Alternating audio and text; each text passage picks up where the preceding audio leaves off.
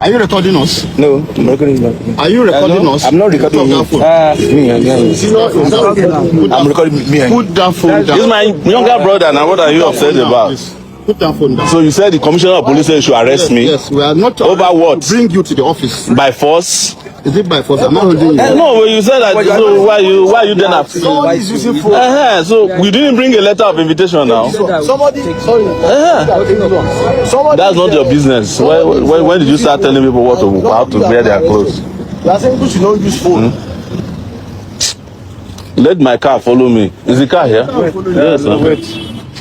Baba, wait first. No, wait. You have to take me with my lawyer, so provide an avenue for. Your lawyer can come and. Yes. No, wait now. Let him enter first. Okay. Enter. Clear the thing now. Yes, now, Where's this person? Oh. Where's your secretary? Where is she now? She's at the back there. Enter, please. Can you come? Drive down. How are you now? How far? No, sir. Even though you know what you are doing is bad, so I'm not doing anything. No problem. What's your family? Well, you know we had to stand for you when they oppressed you. So if you are standing for oppression, you know the problem. Just follow us. Anybody that following us, some people are okay. Please, I'm waiting. My car is coming. You said it's an invitation. Why are you in a hurry? I don't understand. Yes. Only they have the picture card.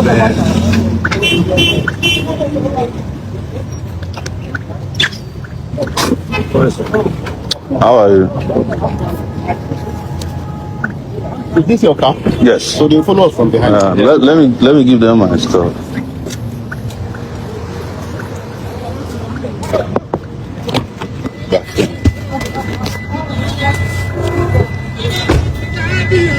What's going on?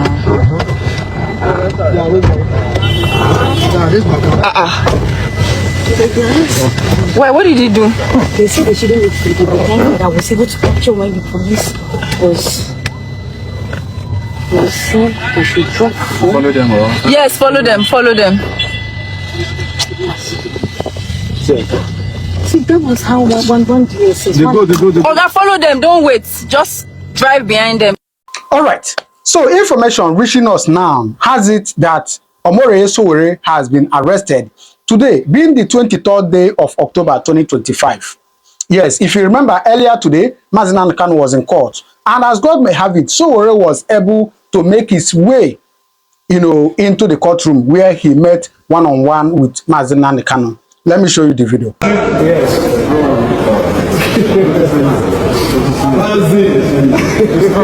You'll be out.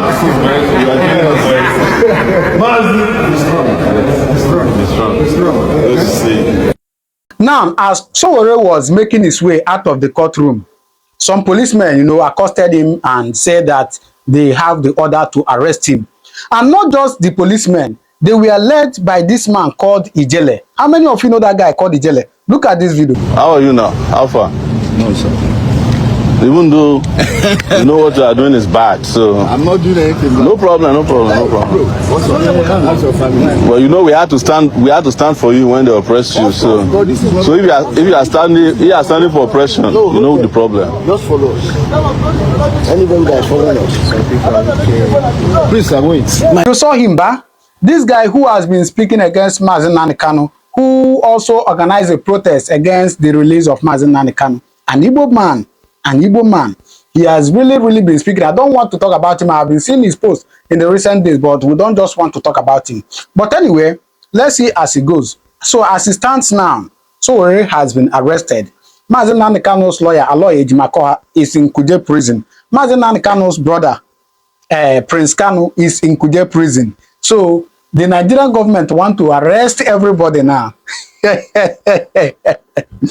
Anyway, that is to tell you that what is about to come is massive. I'm telling you, because what is about to come, they may not be able to hold it. By the time the people of Mazi Nnamdi Kanu is there, the people of Sowore is there, the people of Kanu's brother and Kanu's lawyer are there, they wouldn't be able to. You can imagine a country putting trouble upon themselves. How? The Boko Haram is there, they are yet to control them. all they do is to arrest people, arrest people, arrest people, arrest people. Once you talk, once you do anything, they will arrest you. That is what is happening in Nigeria. Anyway, let me show you this video where Sowore exposed some things that is happening in Nigeria. Even in this case of Mazi Nnamdi Kanu, I believe that is why they are going after this man. That is why they are going after him. Because once they see you are exposing some things, they will come after you. Anyway, watch this video, then you do well to drop your comment in the comment section. What you think, please. I could tell you this, and this is a hard truth that Nigerians have not been told. You see, most of the parts of the Southeast are no longer Nigerian territory, because one of the signs of your territorial control is your flag. You can't put a Nigerian flag on most of the southeastern part of the country. Maybe it's only in Enugu that you can find a Nigerian flag flying. There are no more schools where you can teach anything about Nigeria. Even in this Abuja, we're going around the markets. We had a guy carrying a flag. They said, no, we don't want Nigerian flag around us.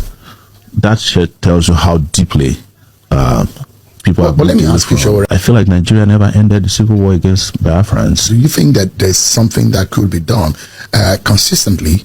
And you know very much how Americans take the Black American history. Yes. And in some part of, in some states in America, they pay attention to their curriculum to study Black American history. Yes. And there's the Civil War. And there are those who say that healing comes from, but a lot of people still believe that the blacks or the colored person in America is an endangered species. Yes. But in South Africa, we saw what happened. In Rwanda, we saw what happened. How reconciliation and healing could happen. I'm not sure we've had a national conversation about the Nigerian Civil War of between 1966 and 1967 to 1970. Yeah, 70. Yeah, that's true. Do you think there is anything that could be done? It doesn't look like we have walked away from the ghost is still hot. That's exactly what I'm saying. You know, I would say, like, if I was sitting in Nassau Rock today as president, I'll go to the Southeast and apologize for the Civil War, no matter who's up to squad, and then I'll start a process of dialogue and national healing to say, look, people will say somebody abandoned his property. There's nothing like abandoned property, but you forcefully take someone's property and never give them back. Somebody who was a billionaire or a millionaire, you fight them in a war, 4 million people died. You just woke up and say, no victor, no vanquish. But there was a victor, there was a vanquish, because the vanquish got 20 pounds. The victor got billions, walked away with the property of the person who they claim is abandoned. And then subsequently, you keep finding in your relationship with them that there's hatred, there's animosity, and there is a desire to always oppress and suppress them in the civil service.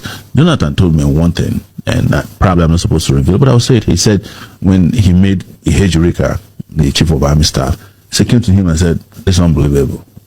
You have an able man. Say an able man. Say, nobody trusts him. It came to him, he said, all of them started coming and said, things what people say about Kaduna and Seugu. Exactly. And the 1976 coup and how they thought that. So, but we have not walked that part. I didn't fight during the Civil War, so I don't have any business sustaining the Civil War. I was born in 1971, but I knew I could smell the gunpowder all around us. And I think this is part of how we can start our national healing. Release Nnamdi Kanu, call for dialogue, get everybody to sit down, including those who, for people, Gowon is still around.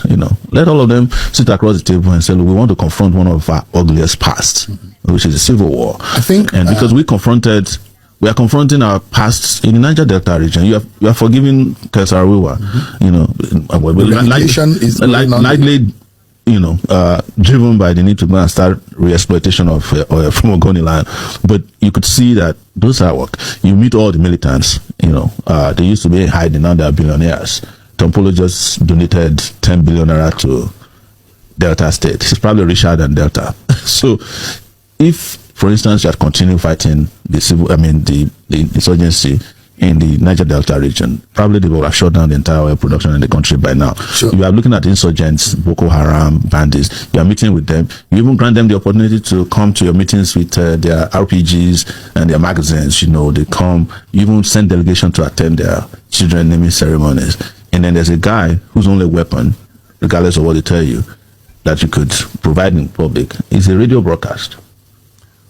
That's all. Sowore, not a razor blade was found in his possession. Yeah, I think that, and I'm throwing this challenge to the Nigerian National Orientation Agency. They are different. I'm a student of literature. and you can sit down and critique any work of literature that anybody does.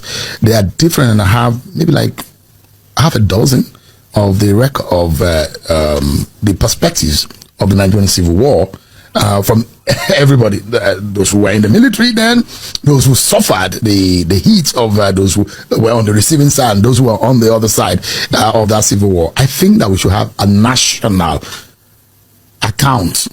There are different accounts of the Biafran War, of the Civil War, and I think that we should come up. Let's have writers who will come and align the account. Let's have a Nigerian account of the Civil War that will now have FAQs to say these are the frequently asked questions and these are the answers to it. Because if those will say it's an Igbo war or is an anti-Igbo or this was a this and that, don't you think that we need to come together first? Reconciliation, the kind of thing that we saw in South Africa.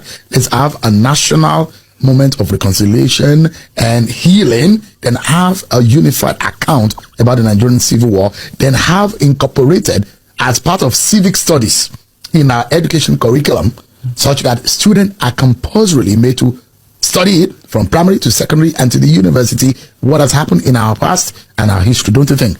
But we need to restore history back to our curriculum. I mean, real history. I think it's been done. Well, I'm not sure if it's been practically, it's been announced as a policy, but I'm not sure. You have to see what the history books are first before you can say those are history books. Because don't forget, there was a time in this country that under the military, they banned Ken Saro-Wiwa books simply because they had a problem. But what I want to tell you, beyond what you've recommended, these are just glossaries to what needs to be done. There must be, and this is serious, that first you have to stop the abuse. You have to, by way of what I've recommended, which is national healing, stop the suspicion. And thirdly, you have to ensure that you demilitarize. Yes, there's nobody who feels safe in the Niger Delta region. I mean, in the southeastern part region. I can tell you this, and this is a hard truth that Nigerians have not been told. You see, most of the parts of the southeast are no longer Nigerian territory, because one of the signs of your territorial control is your flag. You can't put a Nigerian flag on most of the southeastern part of the country. Maybe it's only in Enugu that you can find a Nigerian flag flying. There are no more schools where you can teach anything about Nigeria. Even in this Abuja, we're going around to markets. We had a guy carrying a flag. They said, no, we don't want Nigerian flag around us.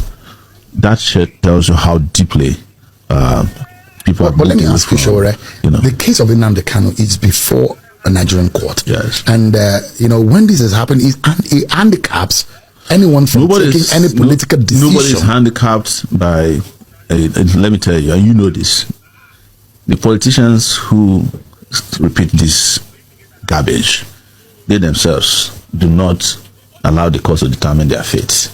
I mentioned to you before that this current president, Tinubu, was undergoing trial at the Code of Conduct Bureau. Have you ever studied how it ended? It ended because it's always seek political solutions. He knew that if he was convicted, he might not be the president that he is today. So he went to France to go and meet with Jonathan. A meeting organized, I think, was by Shaguri, or there's another guy who is close to Atiku, one of those Italians. And he resolved it there. I heard about it through the Akintola SAN. He said, sure, because I used to carry out Tinubu, and he said, this case is dead. I said, how? So what they do is that all they need to do is the judge is not handicapped. All they need to do for political solution is for a prosecutor to come to court and file a nolle. Nolle prosecute. Yes, it's to say, look, the power of the states to withdraw. We're submitting a motion today that we no longer want to continue this process. That is what you think the Attorney General should do immediately. He should have done that yesterday. Yesterday was their best opportunity. What solution would that? What would that do? It immediately de-escalates tension. It provides an opportunity for dialogue. And what I've said is that this case can never be resolved in a court of law. There's no court of law in Nigeria that can resolve the issue. It is not a matter for the courts. The courts were only brought in to come and create the necessary excuse to keep Nnamdi Kanu perpetually detained by the Nigerian government. No judge has ever prevailed in social movement matters of this scale. It is just like saying that, it was a court of law that ended discrimination in America. No, it was done by people putting their boots on the ground. Of course, when they see that people are determined and serious, the court of laws will then act as ancillaries on the side to lend credence and legality to actions of people who are fighting for freedom. That's what nobody wants to accept about the Nnamdi Kanu's case. I was the one who told Aloy Jimako at the car park of the Federal High Court in Abuja. I'm talking about this 2024, when the Supreme Court sent the case back to the Federal High Court. That the Supreme Court had already said that the bill is existing. Why are you applying for another bill? But it wasn't him that was the problem. It's that the Nigerian state knew what was happening and knew that they had no case. I've heard people use my release or removal, my own case ending as an excuse. No, I also said, if you remember from day one in court, I told the judge that there's no case, you're just wasting your time. Sure. I told all the judges that I appeared before in my case, I told them they're wasting their time until it became clear. And let me make a revelation to you today that I have also applied, and I know you knew this, to see Nnamdi Kanu 3 different times. 2 different times I drove to the DSS, stayed there for several hours. They pretended I said they were going to make it happen. It never happened. When Tinubu came into office, I also reached out to people who I thought were sensible to let them understand that you cannot prevail against the Biafran struggle. The only solution is political. You can go and write this down any day. So let's have this resolved now. And you know what they told me at that time? The person who I spoke to said, why are you not talking about your case? And you're putting Kanu's case, you are stuck in Nigeria. I said, I don't have a case. That's what I told the person. I said, I do not have a case. But it was from there that I knew that the Southeastern political elites were not interested in Nnamdi's freedom. Because when that conversation that I talked to you about was supposed to kick off, they said, no, don't be in a hurry. We want to do more election first. If you release Nnamdi Kanu, we are going to lose anymore. APC will lose. That was the first political consideration that led to the suspension of Nnamdi Kanu's release or conversation about his release. Politics. And it was championed by the Southeastern political elite. And I have spoken about this publicly. And nobody has denied it. In fact, it was after I spoke about it that they went and sat together and had a charade. I don't know in which of the states. All the governors saying they are going to pursue Nnamdi Kanu's release. All the governors. They never did anything about it as a group. Because they are half-hearted interested in his release. And Tinubu is enjoying it. Because the chaos that is happening in the Southeast gives them the opportunity to be doing what they want to do in Nigeria.